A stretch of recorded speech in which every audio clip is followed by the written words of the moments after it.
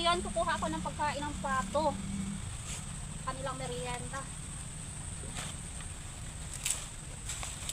So yung ganito kasing dahon, kinakain ng mga alaga kong pato. Ayan po. Ayan. Sana lang ay wala tayong ma-encounter na ahas dito.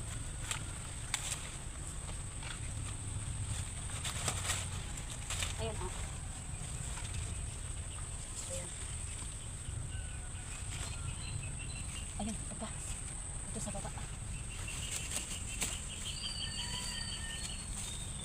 Plus, ayan. So dagdagan ko pa to. So yan, may makakain na naman yung aking alagang pato. Tinatanggal naman to dito kasi nakaharang dito sa palay.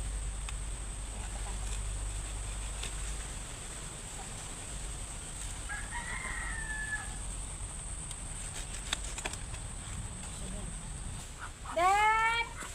Kaahon yan. Dad! Nandito na nga. Ayan, may merienda kayo. Ang inyong merienda. Ang inyong merienda ngayon ay masarap. Mga dahon-dahon. Ayan, mag-vegetarian muna kayo. So, mga dahon-dahon ang inyong mga merienda. So, ayan. Dahon-dahon muna ha. Dahon-dahon ang inyong merienda. Ayan! Oh, dahon-dahon yan. Dahon-dahon. Ayan, magpakasawa kayo dyan. Magpakasawa. Bisaya, Mandid, oy. Ayan, magpakasawa kayo dyan. Ayan, pinaghirapan kong kunin yan para kayo ay mabusog. Ayan, para maiba naman yung inyong pagkain. Hindi lang puro feeds, kanin, ipa, at niyog.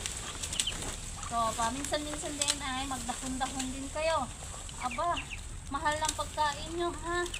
Tapos, mayat-maya ang kain nyo ay mga social pa naman kayo. Kaya iyan. Ayun, enjoy kayo sa pagkain ng mga dahon-dahon ngayon. Bakit yung isa ay parang wala sa mood? Siguro mangingitlog to. Oo nga.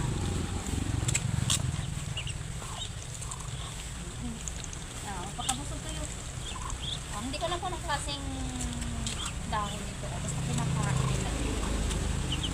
Parang halaman.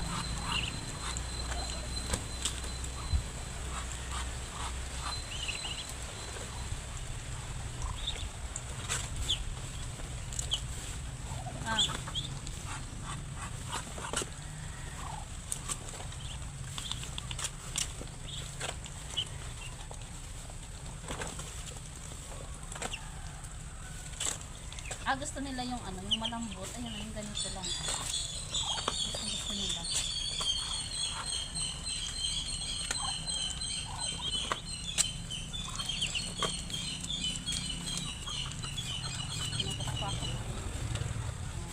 Nag-enjoy sila. Naglimbangan kayo, no? Pakpak, nalalaman. Ayun, ang dami yan.